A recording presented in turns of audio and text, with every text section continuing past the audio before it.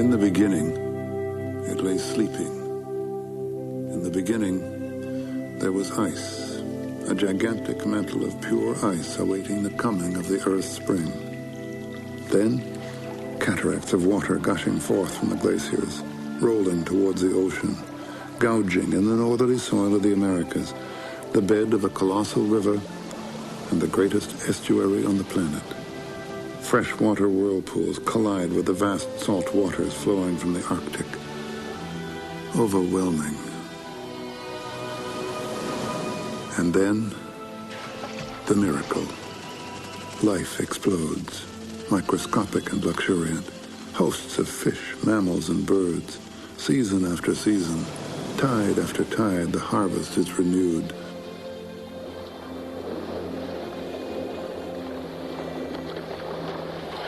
Drawn by the inexhaustible wealth of these waters, creation's bravest and best gather to feed and to bond.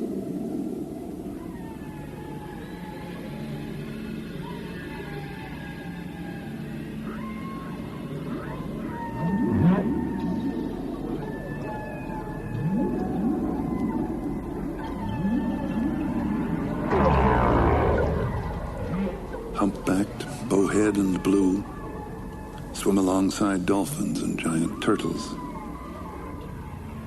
Salmon, smelt, halibut, infinite schools of herring and cod. The enormous cod. The river is a torrent of life.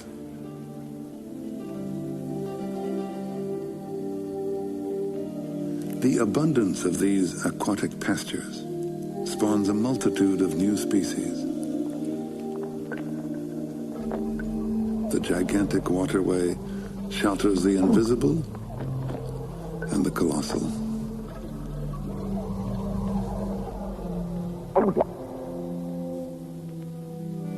From the mysterious continent rise forests of kelp where endless mackerel roam.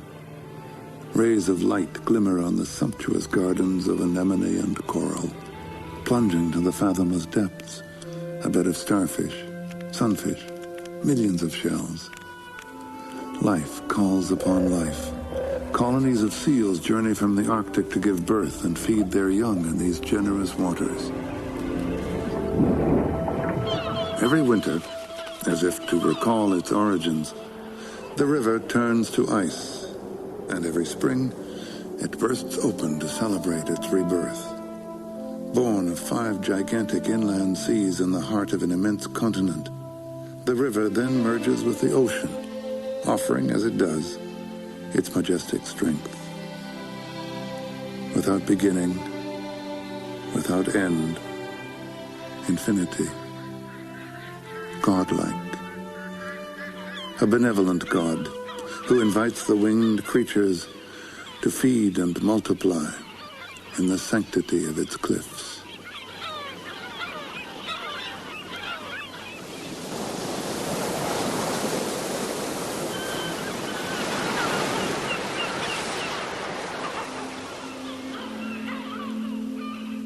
Magtoguak, the mighty river, so named by the first peoples. They dwell on its banks and live in harmony with the Mighty One. For 1,000 years and more, the river has been providing them with meat for food and skin for clothing. They draw only what is needed to live, and so the animals thrive in countless number.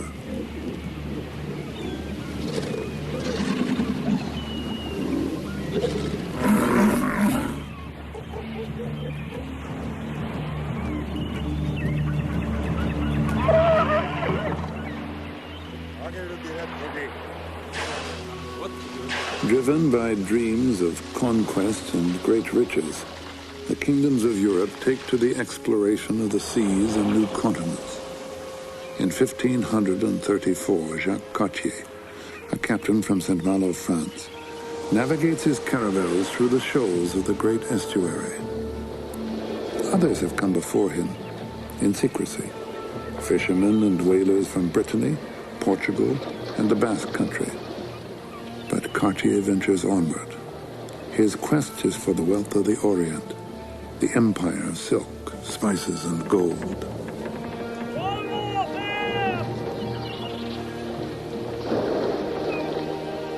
But it is the astounding treasure of the river that dazzles him.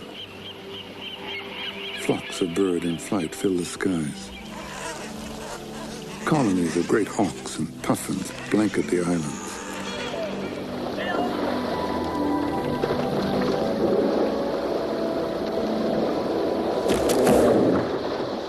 The discoverer and his crew are enraptured. Feeling both fear and wonder, the captain navigates the river, swarming with the endless migration of seals and white whales.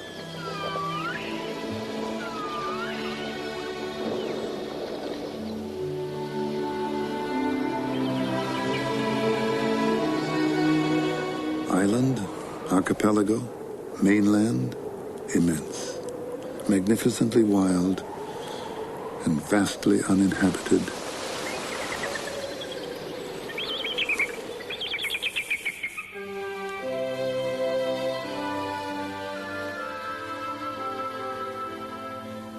Cartier solemnly takes possession of it all in the name of the King of France.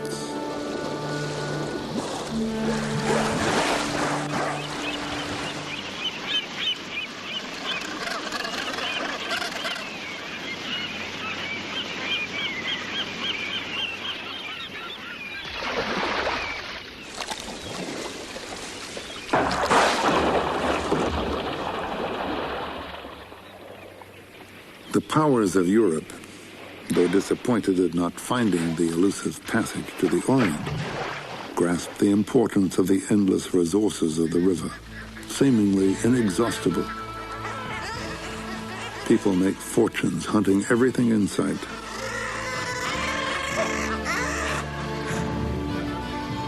Merchants crave the great ox oil.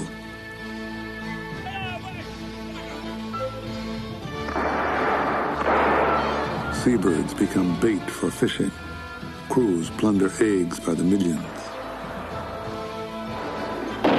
Walrus are driven inland, where, exhausted, they collapse and suffocate in throngs. The remains of many are used as fuel to melt the other's blubber.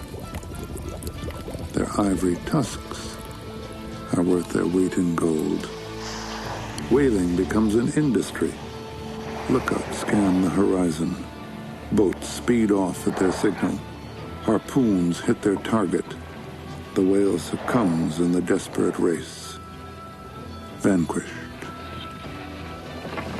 On shore, huge cauldrons await the whale carcasses to extract the valuable oil. The ovens burn day and night. There is no respite. It is this vital oil that lights the homes and streets of Europe. Millions of salted cod are put out to dry as far as the eye can see along the shores of this river, now known as the St. Lawrence. In the fall, hundreds of ships carry off the dried fish to an insatiable Europe. Such intensive hunting and fishing makes no sense to the first peoples. In the Great Spirit's creation, they have no more rights than the animals, their brothers.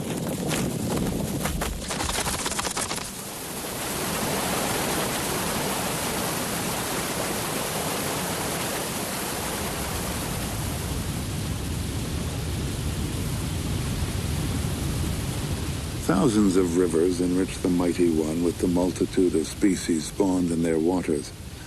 But no tributary equals the powerful Saguenay as it surges into the river in a majestic fjord of unfathomed depth.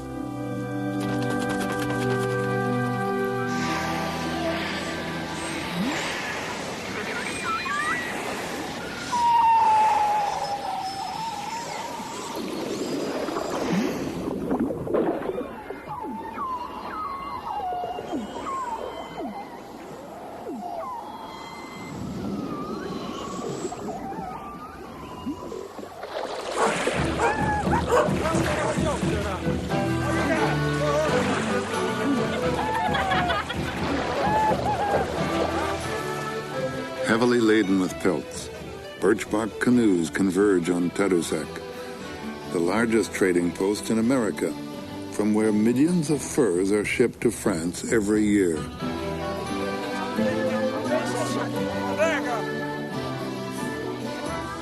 Furs create fortunes for the companies that acquire them.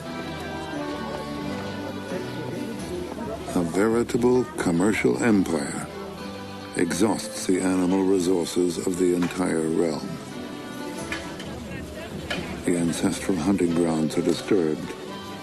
Skirmishes increase as alliances are formed with rival European powers. Wars break out for control of the river and the fur trade.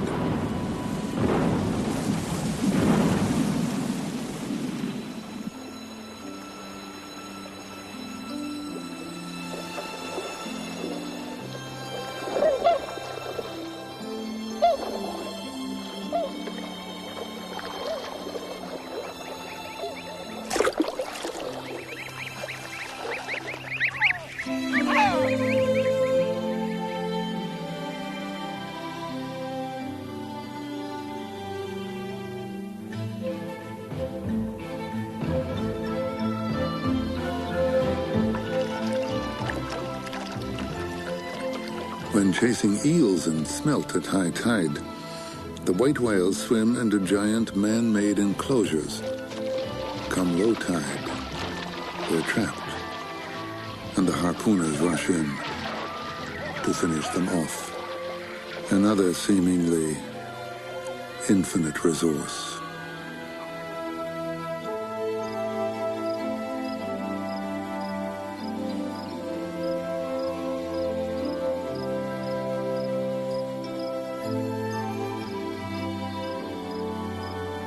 The highlands of the St. Lawrence are a bountiful haven for myriad species. The bobcat, the cougar, the caribou. But for sheer spectacle, nothing equals the thousands of migratory snow geese feasting on the sandbanks. When they lift as one, the river itself seems to take flight.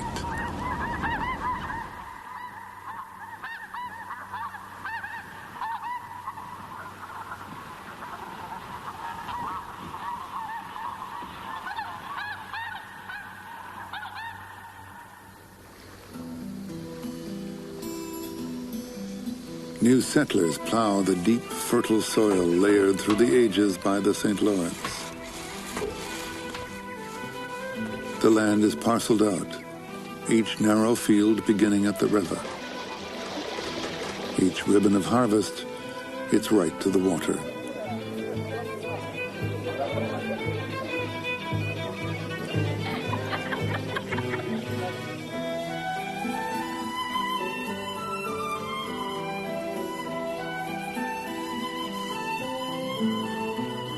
The serene and prosperous life of New France is reflected in this vast waterway to which the newcomers have entrusted their destiny.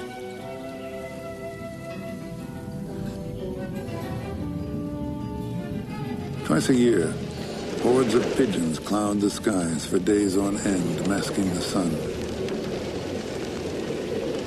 They fall as helpless prey to nets, poles, and clubs.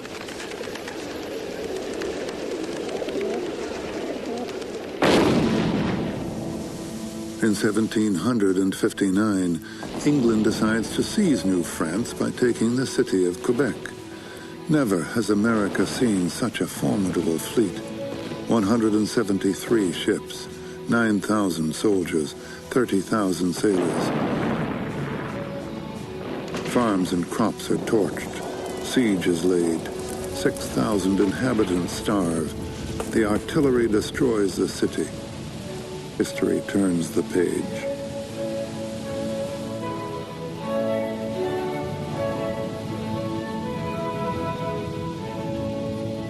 In English hands, Quebec becomes a world-class shipbuilding capital. From these yards, 40 to 50 sailing ships set forth each year to plow the high seas. The city of Quebec rises once again under the strategic heights of the citadel.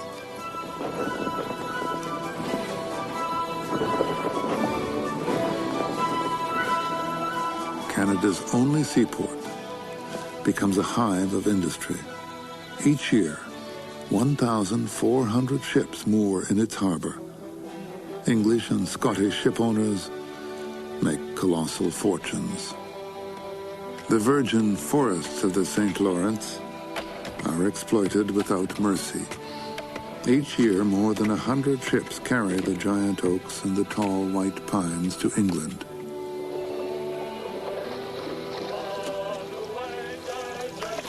To reach the port of Quebec, the freshly hewn timbers are first lashed together, forming immense temporary rafts.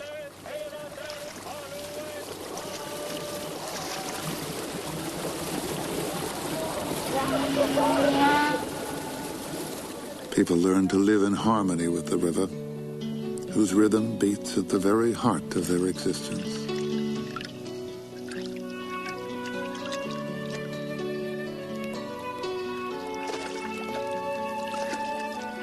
Prosperous farms and villages multiply along its shores.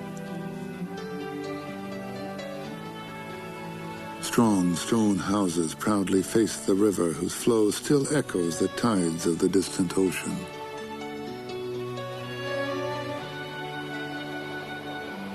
Spas attract people from all over North America to drink and to bathe in the healing waters of the river, a celebration of life for all.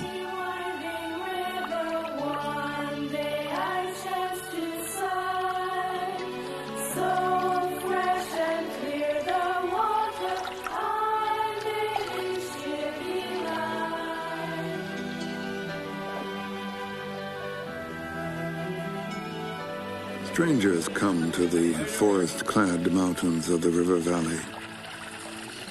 The Industrial Revolution demands its due. Insatiable paper mills are built whose appetite devours the country's most beautiful woodlands.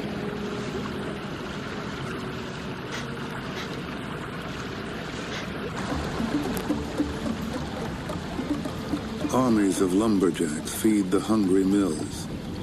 Defying death, raftmen untangle jams. The blustering surge of timber destroys delicate aquatic habitats. Ravaged woodlands swell the profits of the new masters of the forest.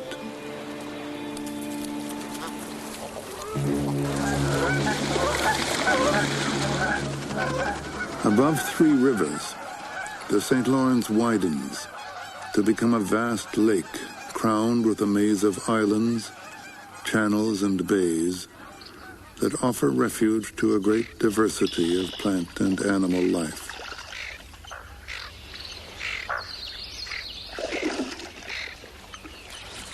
In this often misty and flooded landscape, boundaries between earth and water vanish, as if the river seeks to recreate the chaos from which all life sprang.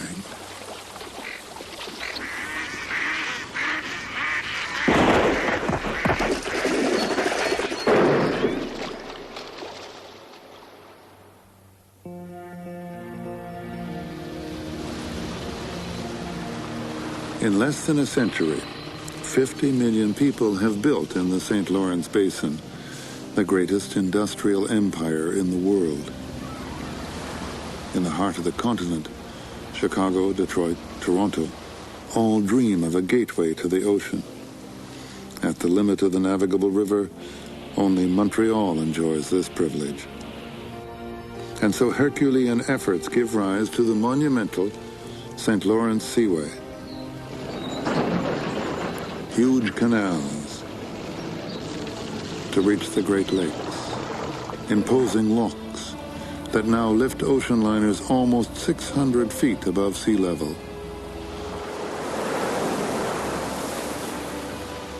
Coursing through hundreds of turbines, the river lavishes its inexhaustible energy on the new metropolises. Untamable, the river insists on proclaiming its splendor. 5 majestic lakes honor their eternal bond with the giant, offering as they do a gift of the largest freshwater reserve on the planet, But the giant is helpless against the human swarm that surrounds it with factories, clogs it with ships, stifles it with cities. The bountiful river that quenched the thirst of many generations, that bestowed so many riches, is now rewarded with contempt. Venom spews forth from factories and sewers. Poisons attack its magnificent reserves. Slowly the sickness spreads. Hundreds of miles downstream, life is threatened.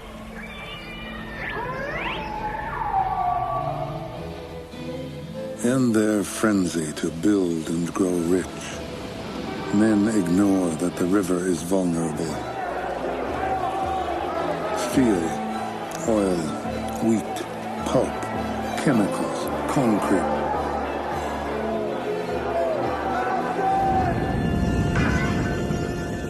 The destiny of the mighty river has come to this. Its awesome vitality defiled. Havoc reigns. Harmony is lost. Reconciliation must begin.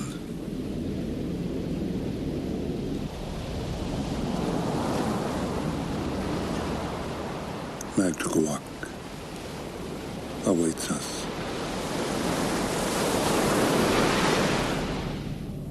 We must answer the call. Completely. Wholly, abundantly.